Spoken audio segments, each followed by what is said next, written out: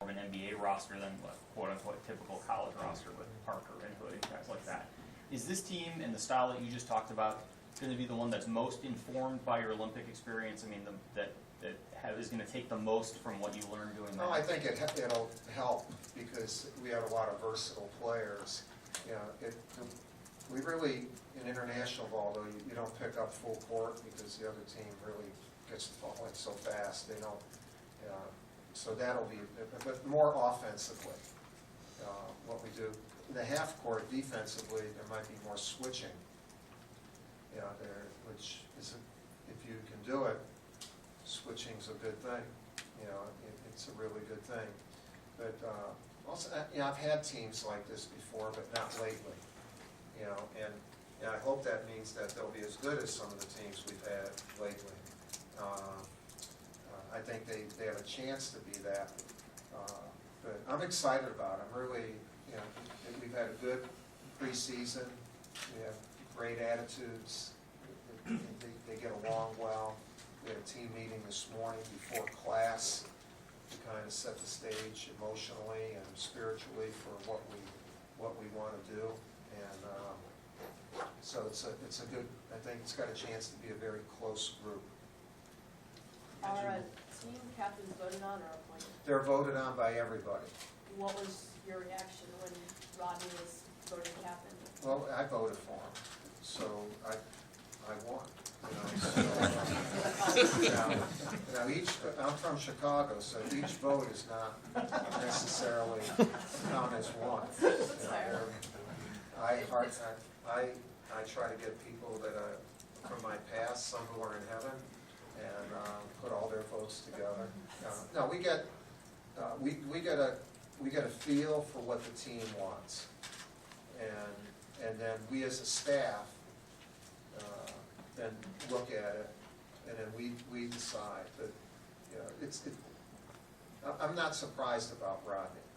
And Rodney every day last year, when he wasn't on anyone's list to promote play. In other words, in our sport right now, there's some kids who transfer who are all of a sudden there's a movement to get them eligible. He didn't have that movement, which is either fair or unfair. But I don't know why we have that in the NCAA right now, where not everyone is treated the same in that regard. But he handled that situation unbelievably well, and many times was our best player. Now, being the best player with a blue shirt and no pressure on him, we'll see now with a white shirt and pressure on you what happens. But I think good things will happen. Mike, last year, I think it's fair to say your three best players were your three seniors. They were. That creates a certain dynamic on the team. This year, it's not going to be like that. I mean, your seniors are key guys, but your best players are younger guys. How does that inform the dynamic of the team? Well, I think it's a really good point, Al, and it means you have to have seniors who understand their importance, and their importance may not be based on minutes, starting, number of points, recognition, all those things that a lot of people put as the main reasons that they want to be a part of something. And so it means that we have to have a very mature group of seniors, which I think we do. I like my seniors. I think they've been through a lot, and most of it's been good.